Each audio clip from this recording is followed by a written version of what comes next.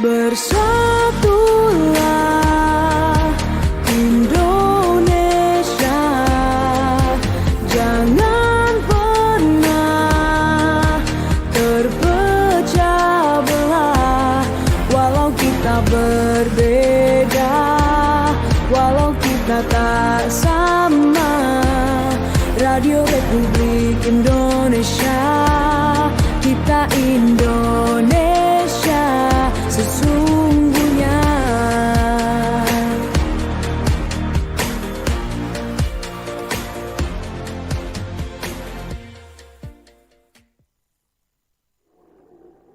Baik, selamat pagi pendengar program 1 Radio Republik Indonesia Manado. Kita berjumpa lagi dalam dialog Forum Kawanua di dialog Sulut Bicara di pagi hari ini. Dan tema yang akan kita bahas dalam Sulut Bicara yaitu mengukur integritas pejabat di Sulawesi Utara. Dan sudah hadir di Studio Pro 1 RRI Manado, di samping kanan saya Bapak Dr. Praseno Hadi, Auditor Utama Pemprov Sulut. Selamat pagi Pak Praseno. Selamat pagi Pak Bobi, Pak Hermesi dan seluruh pemirsa dan pendengar RRI. Oke, terima kasih. Oke, izin Pak. Pak Ner Agnes juga memanfaatkan mikrofon. Oke, terima kasih sudah hadir di Studio Pro 1 Pak Pras, Pasapan Akrab. Selamat pagi. Oke, dan juga hadir di Studio Pro 1 RRI Manado Eugenius Paransi, SHMH. Beliau adalah pakar hukum yang juga akademisi Universitas Samratulangi Manado. Selamat pagi, Mener Eugenius. Ya, selamat pagi. Salam sehat semua. Ya, terima kasih. Kita jumpa lagi di RRI. Ya. Oke, terima kasih sudah hadir di Studio Pro 1 RRI Manado. Dan akan juga bergabung dengan kita pada saat ini dalam dialog Sulit Bicara Bung Richard Sanger, pembina Garda Tipikor Indonesia GTI Sulawesi Utara, tapi mungkin masih dalam perjalanan, tapi kita komitmen waktu jam 9 sudah on air. Oke. Pendengar, integritas pejabat daerah sering menjadi sorotan penting di tengah dinamika pemerintahan dan tuntutan publik terhadap tata kelola yang bersih. Integritas bukan hanya soal moral, tapi juga keselarasan antara pikiran, ucapan, dan tindakan yang berlandaskan etika serta kepatuhan hukum. Bahkan Ketua KPK sering berulang kali menyampaikan dan menegaskan bahwa rendahnya integritas membuat pejabat rentan terhadap korupsi dan penyalahgunaan wewenang. Untuk itu kita akan membahas terkait mengukur integritas pejabat daerah. Oke, saya dulu ke Pak Pras.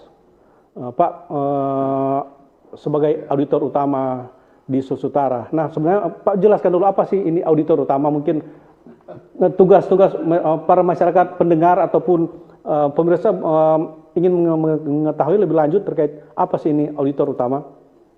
Ya, baik, terima kasih. Selamat pagi semuanya. Pertama-tama Pak Inspektur Daerah Provinsi Sulawesi Utara, ya. Pak Dr. Jamie Kumendong, mohon maaf tidak bisa hadir langsung di sini karena sedang dengan tim KPK menilai, mengevaluasi desa anti korupsi di Minahasa Tenggara.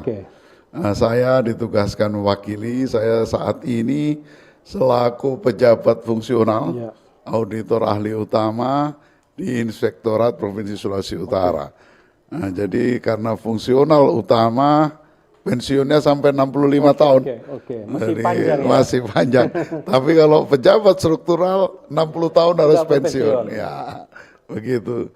Jadi saat ini saya fungsional di Inspektorat dan ditugaskan mewakili Pak Inspektur. Ya. Tentang langsung ke integritas Pak ya. Integritas pejabat Sulut ini adalah survei yang dilakukan oleh KPK dan dilaksanakan oleh BPS setiap tahun.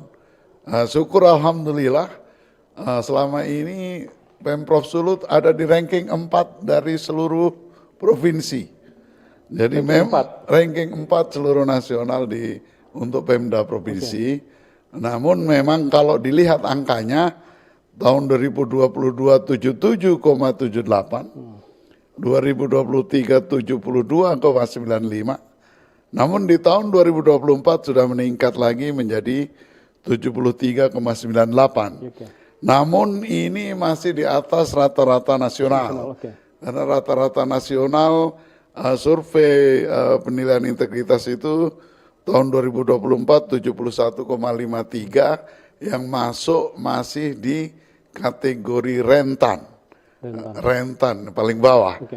Karena kalau sudah menengah seperti Pemprov Sulut, kondisi waspada di kuning itu antara 72 sampai 78.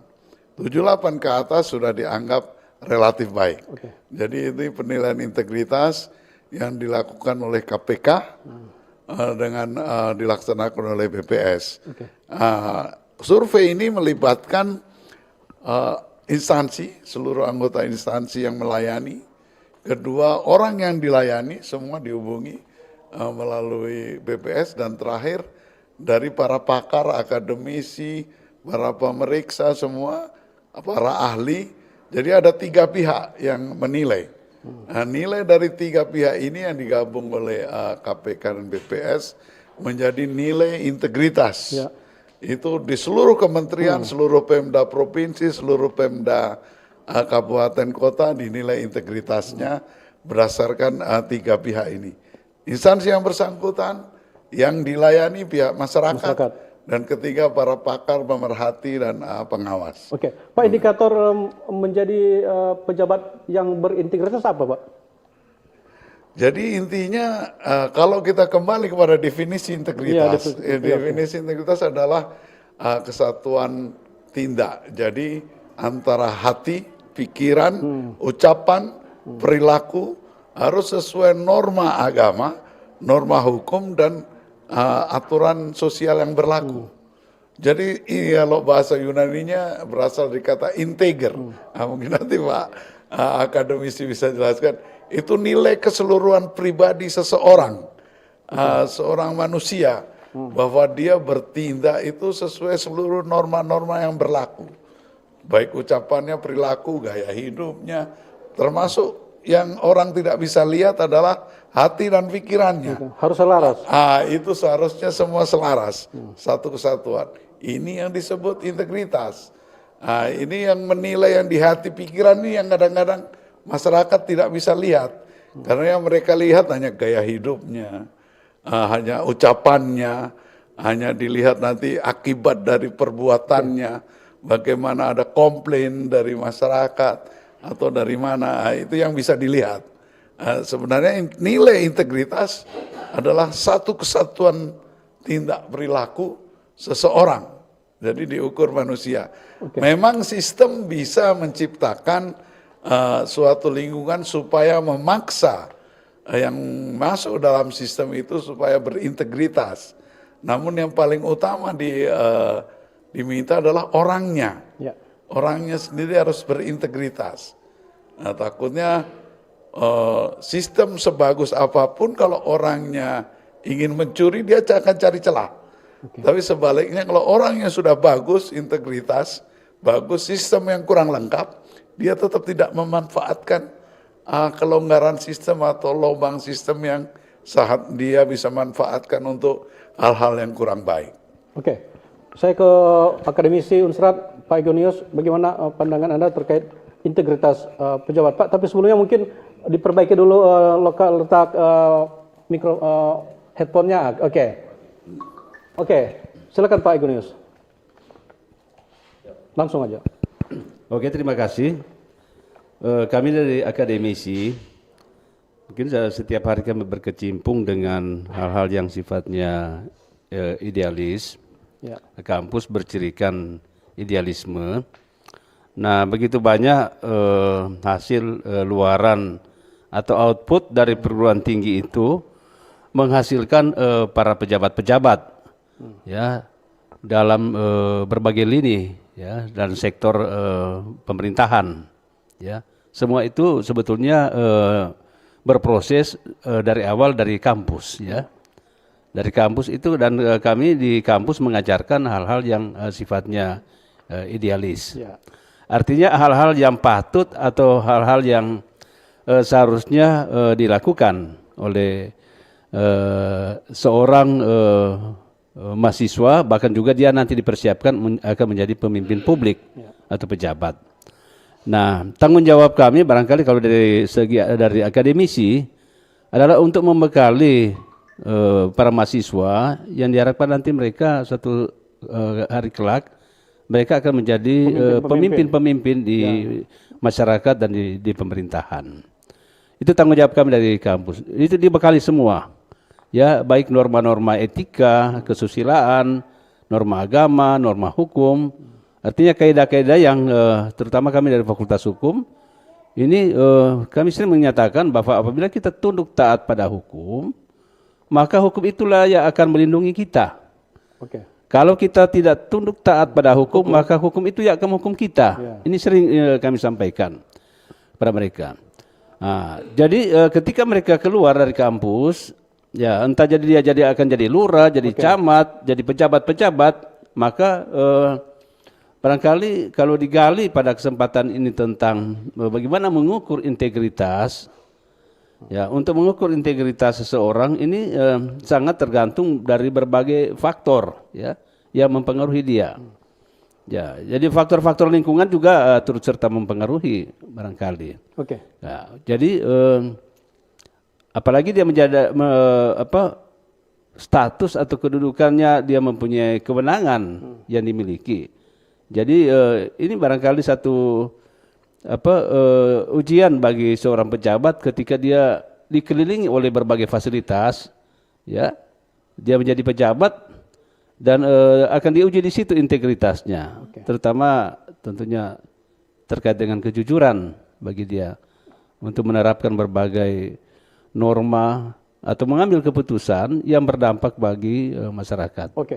Jadi integritas ini menurut kami sangat penting bagi seorang pejabat publik agar supaya benar-benar dia dalam pencapaian tujuan, karena tugas birokrat itu adalah memperlancar pencapaian tujuan. Jadi tugas utama bagi pejabat itu.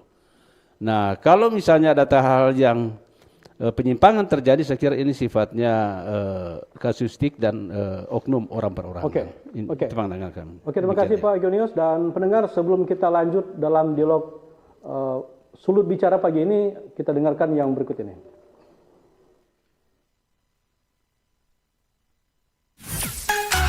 Kanal informasi dan inspirasi Terus Satu. Halo RRI. Halo RRI. Iya, halo RRI. Jadi semua bisa sampaikan semua keluhan masalah atau informasi melalui SMS, WhatsApp, dan media sosial secara langsung di 0816 16 12 121 setiap hari Senin dan Jumat pukul 10 pagi sampai pukul 11 siang waktu Indonesia Tengah. Suarakan masalah Anda dan temukan solusinya bersama Halo RRI. Halo RRI. Kanal informasi dan inspirasi Terus Satu. Masih dalam dialog Forum Kawanua, masih dalam dialog Sulut Bicara. Sudah bergabung dengan kita saat ini Bung Richard Sanger, pembina Garda Tipikor Indonesia Sulawesi Utara. Selamat datang Bung Richard. Terima kasih. Mohon maaf ini terlambat. Karena ada insiden di jalan. Ya, Mohon maaf para senior. Terima kasih sudah datang. Bung Richard adalah pegiat anti korupsi. Saya tertarik dengan apa yang dikenakan oleh Bung Richard, sebuah pin yang menuliskan berani jujur itu hebat. Bisa Anda komentari pin yang Anda gunakan ini? Oh ya, ini campaign dari para penggiat anti korupsi yang dipelopori oleh Komisi Pemberantasan Korupsi. Karena memang yang sulit dari dialog kita hari ini adalah mengukur integritas pejabat Sulut itu adalah mempertahankan kejujuran itu. Nilai kejujuran. Ini ada senior-senior kami, ada akademisi yang selalu mengajarkan, ada juga birokrat ulung ini. Ini birokrat ulung. Paripurna beliau ini, paripurna. Udah sampai dan beliau sebelum menjadi birokrat di pemerintahan kan beliau latar belakangnya adalah BPK kan Oke, gitu. oke. Jadi memang auditor ya memang. Saya walaupun senior tidak mengetahui kami, tapi kami udah mulai mengenal beliau ini sejak Pak SHS dulu gitu. Oke. Jadi kiprah Pak Pras Ya, ini udah ada terukur ya. yang cukup terukur itu adalah ketika gubernur saat itu bertanya, ini bisa dieksekusi nggak? Ah, beliau yang melandasi mencari aturan hukum, aturan mainnya gitu. Nah. Jadi Bung, integritas itu kan adalah keselarasan antara ucapan dan implementasi. Ucapan Ya, jadi ketika pejabat itu berucap, ya, implementasinya jalan nggak sesuai ucapannya. Nah, itu yang paling sangat sulit. Nah, kalau di dunia birokrat itu sangat-sangat sulit. Karena apa? Karena integritas yang jujur dari seorang birokrat yang masuk, ketika dia masuk dalam sebuah sistem yang rusak, itu menjadi akar masalah. Begitu. Saya pinjam kritik Ahok ya. Ahok mengatakan dalam public speakingnya ke itu, hari ini disumpah di atas kitab suci. Setelah dia duduk, dia menandatangani yang tidak benar. Nah, ini menjadi persoalan. Ya kan tadi senior sudah menyampaikan tentang moral, batasan dan lain sebagainya, termasuk korupsi itu sendiri. Nah, cuman di era sekarang ini yang menjadi berbahaya yang kami ikuti adalah ketika sesuatu hal yang salah, motivasinya ini ya, tapi kita coba benarkan dengan aturan celah main hukum itu. Nah, itu yang menjadi persoalan. Nah, saya agak tajam karena ini kan menitnya juga akan terbatas. Catatan kami dari para penggiat anti korupsi, ada 6 kasus besar yang melibatkan dan bahkan mempertanyakan tentang integritas itu sendiri. Ya kan? Yang paling mencolok nomor satunya dan semua rakyat Sulawesi Utara tahu, kasus dana hibah Gemim. Di bawahnya juga ada Bawaslu di Tomohon yang diurus juga kan. Baru di Kejaksaan Tinggi juga ada yang menyarat dunia pendidikan, mantan rektor, dan juga ada tahap-tahap sidik yang lagi dilakukan di Dinas Infokom, ya, dan juga Perumda daerah Manado. Baru di Kejati juga ada yang sebenarnya angkanya fantastis tapi tidak mencuat ke permukaan dan publik mengetahui, adalah kerugian 187 miliar lahan yang menetapkan salah satu direktur swasta dan juga mantan kepala BPN Bolmong. Nah, itu kasus apa? Kalau itu pengadaan lahan PT Kons. Nah, kalau kita melihat yang tadi mencolok dan sedang diuji, saya rasa semua juga agak terkejut ketika mantan wakil ketua KPK hadir dalam sebuah persidangan yang memberikan kesaksian yang kontraproduktif dengan kondisi yang ada. Apa itu? Bahwa dalam dana kasus Gemim itu hanya persoalan administratif. Nah, ketika sekarang ini adalah persoalan korupsi yang ditonjolkan dan sebagainya. Nah, ini kita lagi mengamati dan sebagainya, Bung. Nah, saya hanya mengangkat itu sedikit. Tapi yang perlu kita lihat adalah kalau kita ingin benar-benar membangun birokrat kita yang baik dan benar, itu kita harus menyisir persoalannya dari hulu ke hilir. Jangan kita masuk di tengah saja. Bahkan kami selalu mengkampanyekan bahwa berhenti itu yang namanya memberikan fasilitas kredit kepada ASN kita. Karena ini sudah cukup membahayakan. Karena apa? Karena rata-rata ASN kita 80-85% gajinya habis di bank. Bisa bayangkan itu. Kan sumber pendapatan mereka itu gaji. Nah, ketika itu tidak berimbang rasio dengan kehidupan mereka, itu yang menjadi persoalan tertentu. Begitu, Bung. Oke, Bung Rizal. Di Soserta ini yang sudah menjadi pengalaman ataupun data yang saya dapatkan ini dari ke tahun dari ya, puluhan atau bahkan beberapa tahun terakhir ini banyak pejabat-pejabat yang terlibat. Saya tidak mau mengatakan pejabat A, pejabat B, tapi dari tahun ke tahun Sulawesi Utara dikenal beberapa pimpinannya, wali kota, bupati ini terjerat korupsi. Kenapa itu korupsi ini, padahal mereka kan pasti sering menerima terkait langkah-langkah pencegahan, tapi kenapa ini korupsi ini masih sering terjadi? Bukan sering dan selalu terjadi. Ya, gini Bung. Jadi kalau dikatakan bahwa korupsi itu hilang, itu juga tidak mungkin begitu. Yang ada adalah semangat kita untuk melakukan pemberantasan dan pengendalian pada posisi itu. Nah, yang menjadi persoalan kan Bung begini, fenomena yang menarik belakangan ini nih adalah dugaan korupsi yang mulai naik mencuat ke publik dan bahkan di peradilan. Itu ada indikator pengukur yang tadi dibilang Bung sendiri adalah bagaimana mencegahnya dan sebagainya. Coba lihat yang sekarang terjadi ya.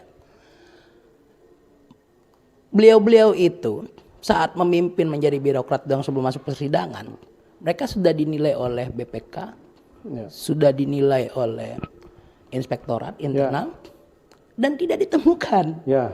Begitu. Begitu pada posisi ini dinaikkan begitu. Ini fenomena menarik. Makanya kami juga tidak bisa mendahului putusan pengadilan. Ya, Pak Paransi ahli hukum ini. Dan bahkan beliau juga sering muncul untuk memberikan kesaksian dari keilmuannya kan gitu. Jadi kita lagi mengamati betul. Bahkan Pak Alex Mawarta itu menyampaikan, lah ini tidak ada yang salah. Tiba-tiba menjadi salah, ini adalah persoalan administratif. Tapi nanti putusan pengadilan kan ada. Hari ini kemungkinan adalah persidangan untuk penuntutan. Nah kami juga akan memantau itu. Jadi Bung, yang menjadi persoalan berikutnya adalah ketika kami melihat ASN itu menjadi birokrat ulung dan bertahan. Untung saja Pak Pras mampu bertahan ini. Ini Pak Pras ini Mr. Clean ya, Mr. Clean. PJ Sekprofnya kritis waktu itu. 6 bulan peralihan yang pengganti Pak Pras kecemplung. Beliau udah kepala Badan Keuangan dan Aset. Iya.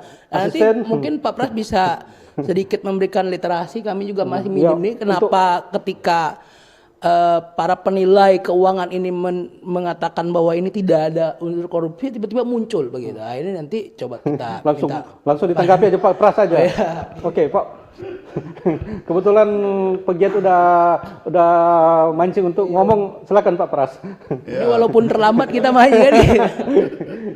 Ya, terima kasih. Jadi karena perkara ini sudah di ranah hukum dan dalam masa yang sudah sangat kritis ini, karena sudah akan penuntutan, baru nanti replik dupliknya dari itu, dan baru nanti putusan, kita tunggu saja. Karena kalau saya bicara keuangan dengan bicara hukum berbeda. Akan berbeda antara keuangan dengan hukum. Ini kan gabung hukum dan keuangan, nanti masalah kasus hukumnya biar hakim yang memutuskan. Menurut saya begitu. Mungkin Bu Richard juga mengatakan apa sih yang dilakukan oleh auditor, tanggung jawab auditor sehingga penata kelola keuangan ini menjadi baik dan benar. Oke, silakan. Jadi kami inspektorat ya, inspektorat itu kan a warning. Jadi lebih ke memperingatkan ya. Ya, jadi dia auditor internal. Hasilnya tidak pernah dipublikasikan, memang dilarang. Hanya melaporkan kepada pimpinan atau dalam hal ini gubernur, kalau kabupaten kota pada bupati wali kota. Dan kami mengauditnya dalam proses masih berjalan. Kontrak belum selesai katakan, atau sudah baru direncanakan. Nah, di situ koreksi-koreksi kami. Nah, kalau koreksi itu ditindaklanjuti, syukur bisa menghindar dari korupsi. Kalau tidak ditindaklanjuti, nanti disampai dengan terakhir salah. Nah, nanti pemeriksa eksternal, BPK atau APH atau masyarakat akan, karena memang mungkin inspektorat sudah mengingatkan tapi tidak ditindaklanjuti. Tidak digubris. Begitu juga mungkin temuan BPK, inspektorat sudah mengingatkan segera tindak lanjuti, mereka tidak menindaklanjuti.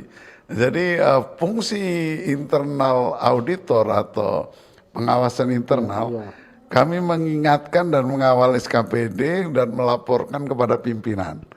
Sebisa mungkin Nggak sampai 60 hari, seminggu, 2 minggu kemudian harusnya mereka sudah memperbaiki. Iya. Kalau mereka sudah memperbaiki, bukan menjamin 100%, tapi kami berharap itu tidak akan menjadi keterlanjuran dan menjadi temuan eksternal dan apalagi menjadi kasus hukum. Kita sudah mengingatkan, namun kalau itu terus dan terlanjur dan ada akibat, itu nanti akhirnya lain lagi. Jadi proses kami lebih banyak di mengingatkan sesama teman di SKPD dan melaporkan kepada pimpinan supaya mereka lebih cepat menindaklanjuti sebelum pekerjaan itu paripurna. Jadi kalau di tengah-tengah kontrak kita periksa, oh ini salah, ini terlalu besar, oh ini harganya terlalu tinggi. Mereka koreksi waktu di adendum atau CCO supaya akhir kontrak tidak terjadi kerugian atau kesalahan. Tapi kalau ini tidak dilaksanakan dan tetap terjadi lagi, nah itu udah risiko opini yang bersangkutan. Oke. Ya. Sepertinya Pak Eugenius sudah siap-siap menyampaikan undang-undangnya, tapi sebelum kita lanjut dialog kita pada pagi hari ini, kita dengarkan dulu yang berikut ini. Kanal informasi dan inspirasi Terus Satu.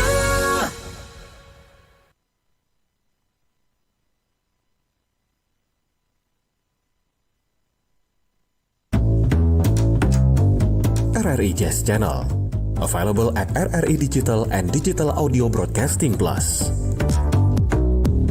Follow our social media Instagram and TikTok at RRI Jazz Channel. RRI Jazz Channel, jazz up your life.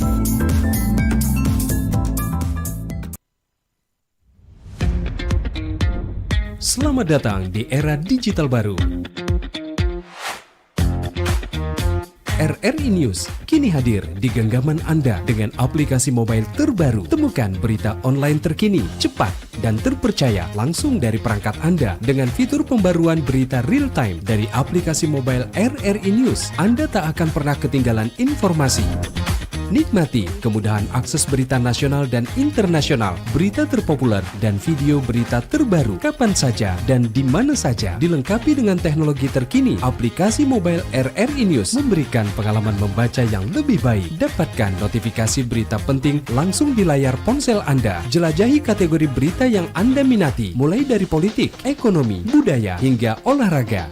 Anda juga bisa berbagi berita penting kepada teman dan keluarga melalui media sosial dan aplikasi pesan, menjaga Anda tetap terhubung dengan dunia di sekitar Anda. Memiliki jaringan lebih dari 80 microsite tersebar dari Sabang sampai Merauke, serta memiliki tren pembaca yang semakin meningkat. RRI News menghadirkan liputan berita terlengkap dan terkini dari seluruh Indonesia. Unduh sekarang di Google Play dan App Store aplikasi mobile RRI News, membawa dunia ke dalam genggaman Anda. Aplikasi mobile RRI News, berita terkini dan terpercaya dalam genggaman Anda.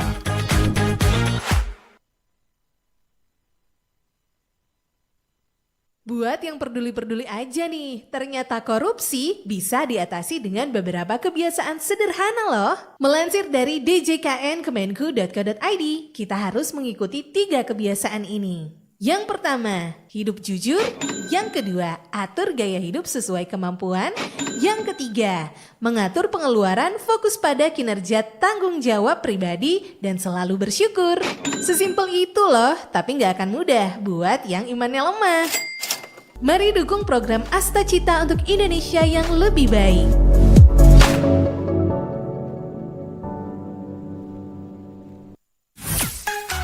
Kanal informasi dan inspirasi Terus Satu.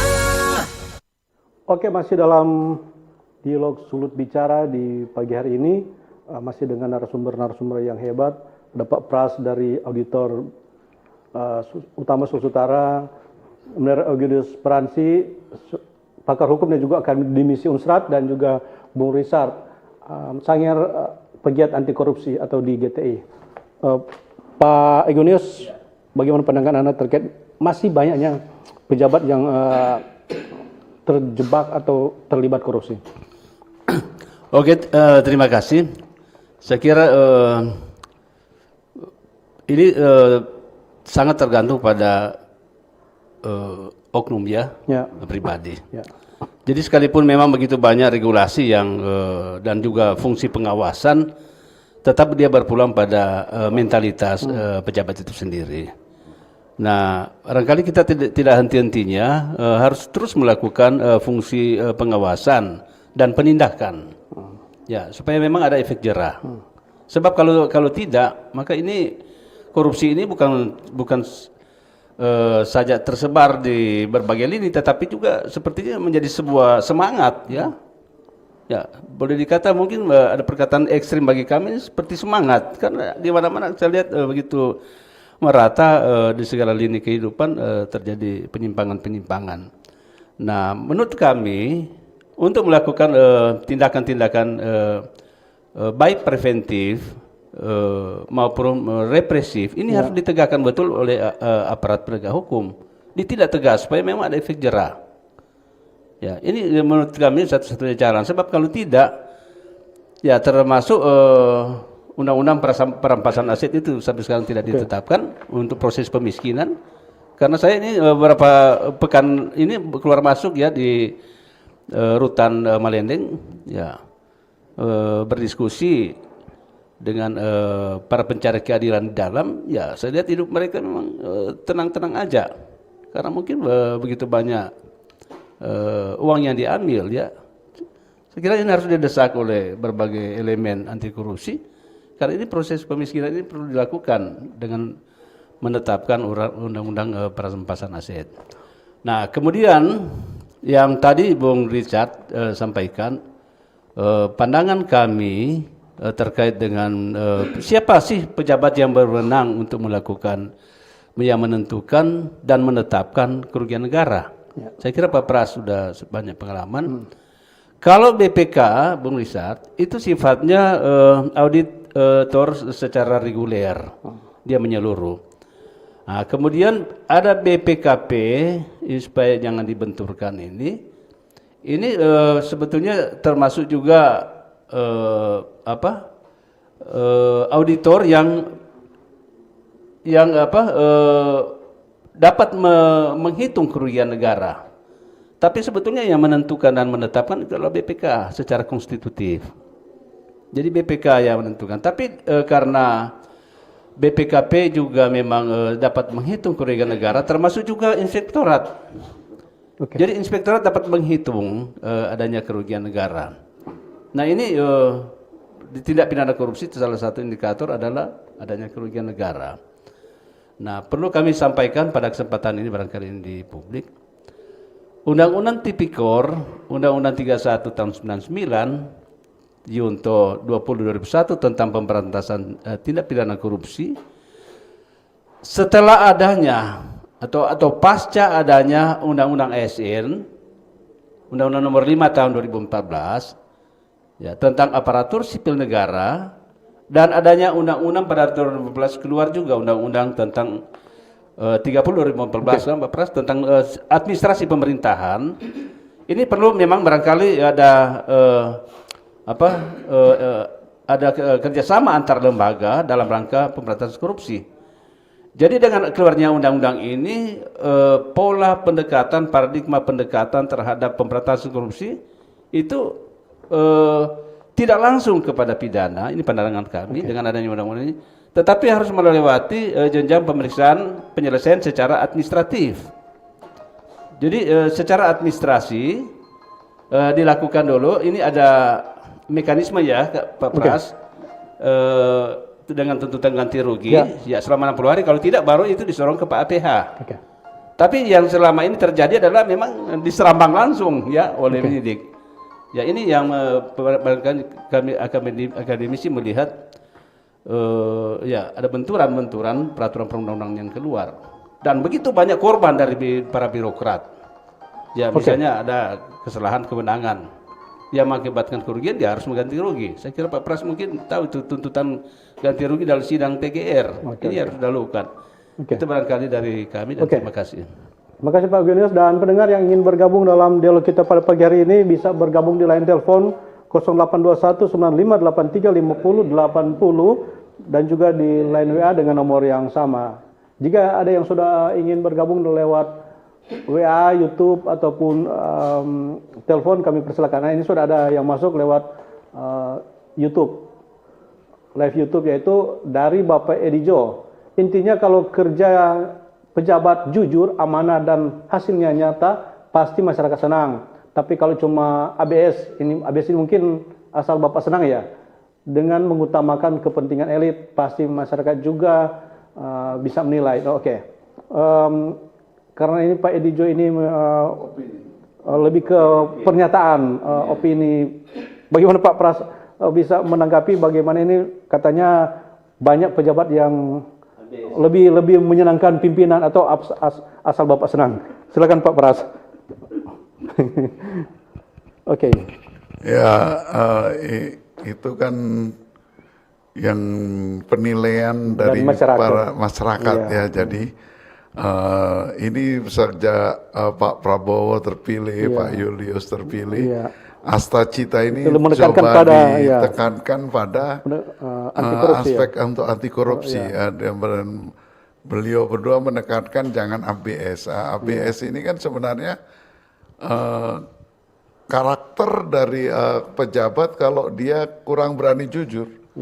Menurut saya relatif dengan survei ini, pejabat sulut relatif berani jujur kalau memang menurut aturan tidak bisa dan ada potensi itu akan menjadi tindak pidana korupsi, harus berani menyampaikan kepada pimpinan jujur. Jadi setelah itu cari alternatif yang supaya ini tidak melanggar dan tidak menjadi tindak pidana korupsi. Karena kan suatu kebijakan biasanya bagus.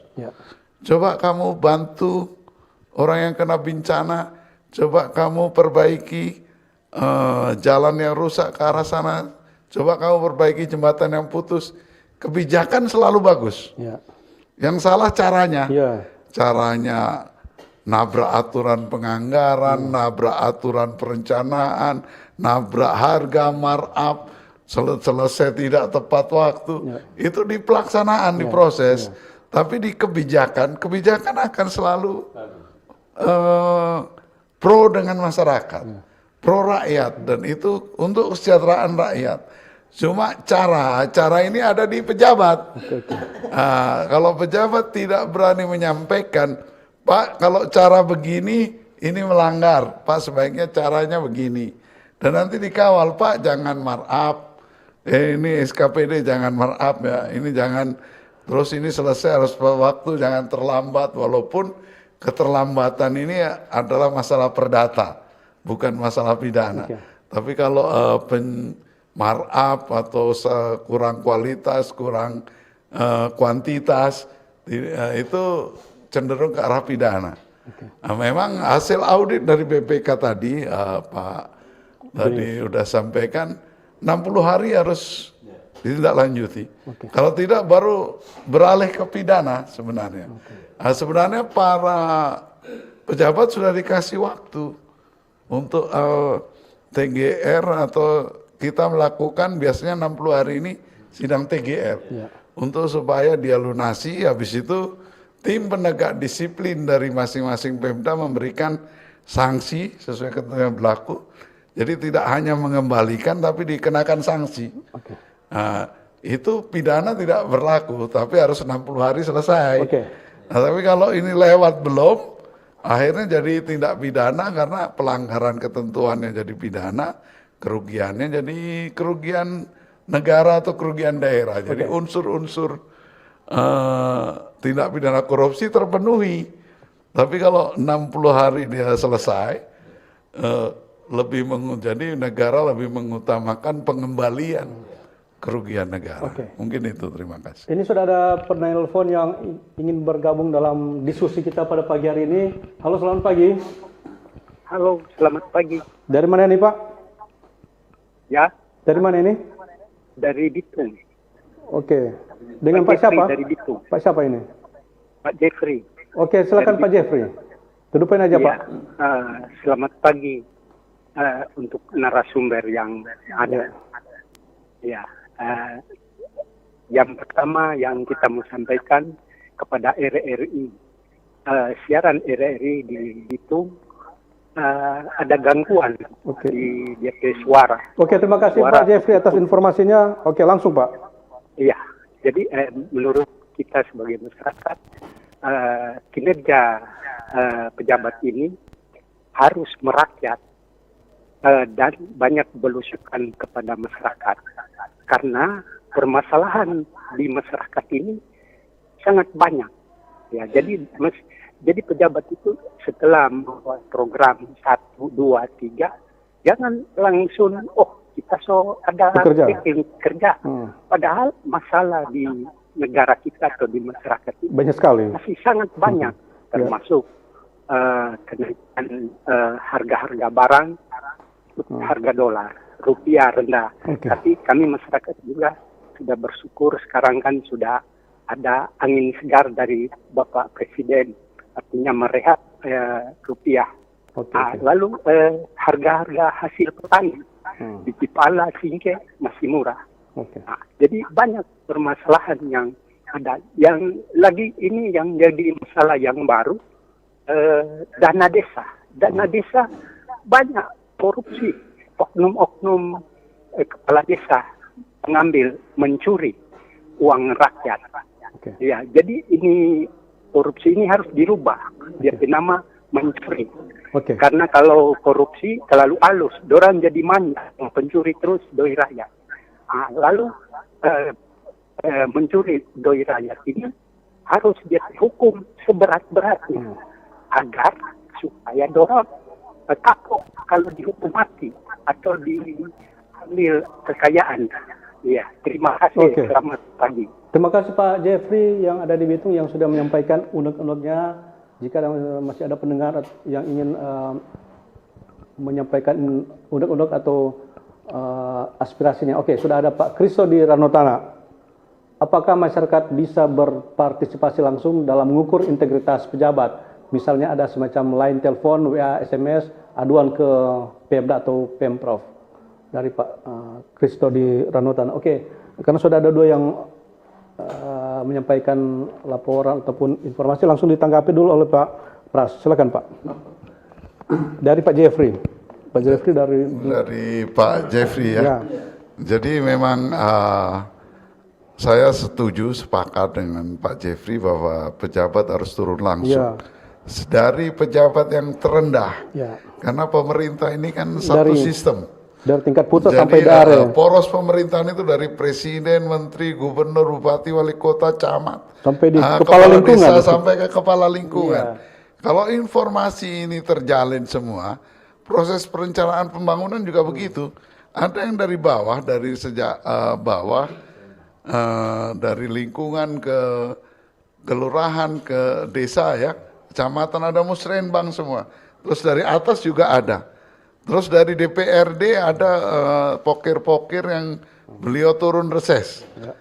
Kalau seandainya semua berjalan bagus dan dana tidak terbatas, saya yakin seluruhnya akan dipenuhi. Tapi begitu dana terbatas masih nanti di DPRD seperti saat ini akan dibahas di DPRD provinsi, akan berlaku prioritas dan sasaran dan prioritas. Akhirnya ada beberapa yang menjadi unek-unek masyarakat tertunda. Bukan saat ini tapi menunggu lagi nanti. Karena kemampuan yang terbatas. Apalagi untuk tahun 2026 ini transfer ke daerah sangat-sangat dibatasi. Jadi turun khusus untuk Pemprov Sulu turun sebesar 593 miliar. Waduh, sekali itu berapa persen yang Pak langsung itu? Kalau persennya mungkin dari total 15%, tapi kan banyak dana yang langsung. Kalau bos itu langsung ditransfer ke sekolah. Oh, sekolah ya. Dana desa langsung ditransfer ke desa, kepala- tidak melalui kas daerah. Ya. Di kabupaten kota juga dana puskesmas langsung Langsung ke ditransfer dinas ke kesehatan. puskesmas. Jadi TPG sekarang tunjangan profesi guru langsung ditransfer ke rekening Rekening guru. guru. Jadi tidak lewat sama sekali di daerah. kas daerah. Hanya lewat di catatan di APBD. Iya. Lewat seolah-olah masuk, Padahal seolah-olah keluar, padahal sama pusat ditransfer langsung transfer ke rekening. Termasuk bos itu besar, Pak. Iya, dana bos ya. Ratusan miliar. Apalagi nanti di kabupaten kota, nah seluruh SD SMP kami di provinsi, seluruh SMA SMK baik negeri maupun swasta masuk di catatan, tapi dia ditransfer langsung dan mereka melaporkan langsung. Jadi saya sepakat. Yang kedua untuk masalah pengaduan semua sebenarnya tersedia, baik itu ombudsman yang bisa langsung di Kominfo ke ombudsman atau ke dinas-dinas, semua dinas punya media untuk mereka melapor, ke email juga bisa. Di Pemprov pun ada website khusus yang untuk semua kabupaten wajib. Kabupaten kota maupun provinsi aturannya wajib menyediakan dan bisa diakses by internet. Ya. Nah, jadi untuk bisa mengadukan seluruh keluhan-keluhan yang terjadi di masyarakat. Mungkin itu, terima kasih.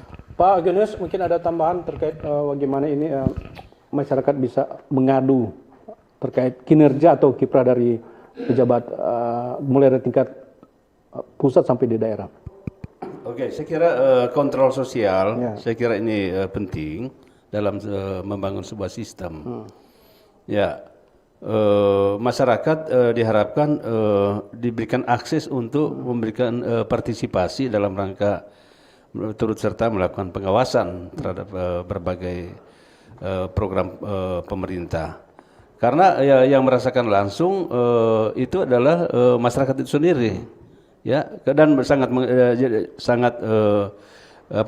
dia yang paling tahu, ya, misalnya program itu terjadi di sebuah desa. Ya. Makanya pertanyaan dari Pak Jeffrey tadi, banyak penyimpangan-penyimpangan terhadap dana desa, ya, yang ada di Bitung. Nah, masyarakat yang ada di sana justru jauh lebih tahu. Nah, sekarang dengan adanya berbagai perbaikan sistem yang ada, saya kira sedikit dapat membantu masyarakat untuk memberikan akses. Ya, saya kira lembaga-lembaga publik sekarang diwajibkan harus mempunyai website, ya. Website ini dalam rangka keterbukaan informasi publik. Ya, jadi masyarakat bisa menyampaikan langsung. Jadi memang ada akses informasi bisa disampaikan, dan juga peran serta masyarakat. Saya kira ini perlu dilakukan kerjasama, karena jangan melihat misalnya lembaga swadaya masyarakat LSM. LSM ini menurut kami merupakan mitra kerja yang sangat efektif kepada APH, aparat penegak hukum.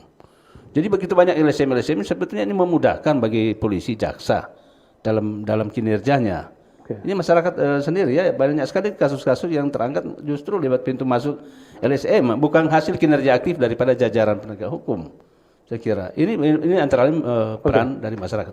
Demikian barangkali dari kami. Masih ada yang ingin bergabung dari Pak Arif tadi ini menyatakan kapan undang-undang perampasan aset para koruptor ini disahkan. Mungkin ini bukan kalau dari sisi pandangan hukum aja, ini kira-kira singkat aja, Pak. Oke, jadi begini, di Dewan itu ada mekanisme proses legislasi di Dewan. Jadi ini harus dicek sekarang, apakah memang sekarang atau dari tahun kemarin sudah ada dimasukkan di dalam Prolegnas, program legislasi nasional. Itu diketuk tahun ini untuk berlaku tahun depan. Jadi sekarang ini mungkin untuk program tahun depan dalam Prolegnas itu sudah diketuk. Itu dapat dilihat di situ, dapat dibaca di situ. Jadi selama itu tidak ada, itu barangkali tahun depan pun belum ada akan diketuk. Jadi itu barangkali kalau ingin proses ini dapat diketahui oleh masyarakat. Misalnya pertanyaan kapan itu? Itu saya kira cukup, ya. Bung Richard, Tadi juga menyinggung terkait keterlibatan masyarakat ketika mereka menyampaikan informasi. Nah, Anda juga sebagai masyarakat, bagaimana sih peran dari Garda Tipikor dalam bagaimana ini pencegahan korupsi? Ya. Kalau GTI mengambil peran dominan kepada literasi pendidikan tentang anti korupsi itu sendiri. Kami mengkampanyekan bahwa yang paling mudah untuk mencegah korupsi adalah memotong biang-biangnya atau bibit-bibitnya. Nah, jadi memberikan pengetahuan hukum kepada masyarakat, juga kepada generasi muda, itu adalah hal yang penting. Cuman memang sulit dan menjadi tantangannya. Tadi saya sempat balik lagi ke PIN ini. Ya, berani jujur itu hebat. Indikator yang paling sangat sulit pejabat itu mau merubah atau mempertahankan integritasnya adalah ketika mereka diperhadapkan dengan situasi antara moralnya dan kepentingan politik. Nah, ini menjadi persoalan signifikan. Nah, dan seorang akademisi pun teruji saat Pak Paransi ini kalau kembali ke dunia pendidikan garang. Ya, waktu merasakan di lembaga politik sebagai ketua KPU juga sulit tuh melakukan adaptasi, ya kan? Ada semalakama ya. Iya. Ya kan? Ya. Walaupun saya kenal integritas beliau ini saat menjadi dosen pembimbing akademik saya ini di KKN gitu. Mantap. Ya. Dan sangat teruji begitu. Sangat berintegritas ya. Kami ini para demonstran pernah dikelompokkan menjadi sebuah kelompok KKN. Terus kami menentang kebijakan yang dimana implementasi pengabdian kepada masyarakat yang menurut kami itu merupakan kepentingan politik gitu. Nah, integritas sebagai dosen pembimbing akhirnya kami dapat B semua. Itu luar biasa. Ketika kami membaca dapat menjabat di lembaga politik, saya sama teman-teman bereuni, kita lihat nih dosen pembimbing kita bisa nggak bertahan. Diuji. Jadi kalau tadi menjawab, saya rasa tuh yang pertanyaan Kristo itu, pemerintah hari ini cukup terbuka, menerima kritik, menerima saran, pengaduan, ya kan? Yang menjadi persoalan adalah mau ditindaklanjuti atau enggak gitu. Nah, itu menjadi persoalan serius. Nah, dan yang sebenarnya masyarakat tidak ketahui adalah ketika penegak hukum, kan masyarakat ingin, wah ini ada laporan, ini langsung proses gitu. Ternyata di penegakan hukumnya itu per berkas korupsi itu ada anggarannya. Anggaran penyidikan, lidiknya, anggaran sidiknya, termasuk juga menaikkan itulah sebagainya. Nah, jadi karena anggarannya terbatas, maka laporan semua dari masyarakat itu tidak semuanya terproses begitu. Oke. Kan? Nah, saya ingin balik lagi ke situasi ini. Saya minta kepada masyarakat, hari ini masyarakat tolong membantu, kalau ingin membantu pemerintahan kita yang bersih.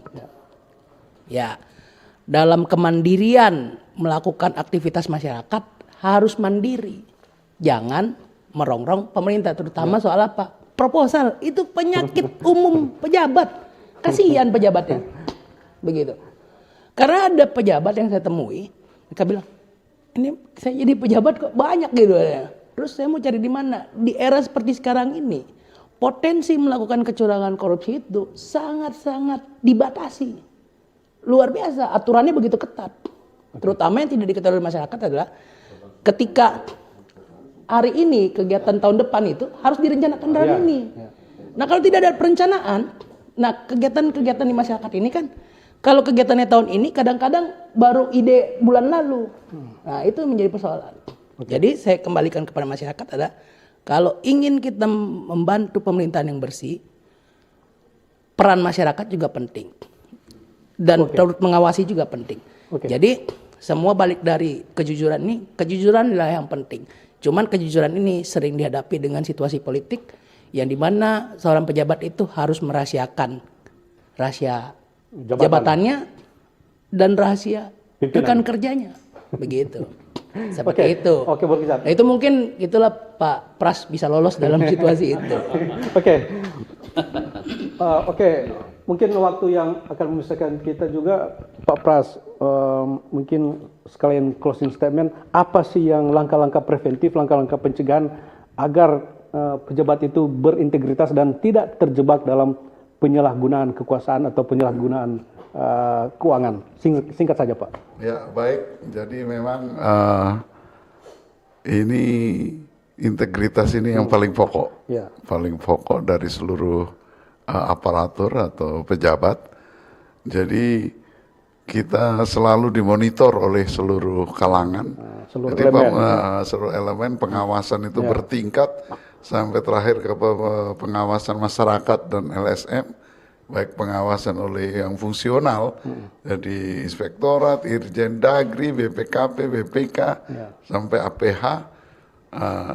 Saya yakin semua kembali ke diri sendiri dan masyarakat tadi sudah didorong juga mendukung. Berperan, ya, mendukung. Jadi kalau masyarakat juga tidak pengen cepat terus memberikan sesuatu, sudah tahu tidak boleh terus memaksa harus boleh. Dengan memberikan sesuatu kepada aparat, sama saja mendukung, mendukung terjadinya korupsi ya. Jadi lingkungan ini sangat berpengaruh.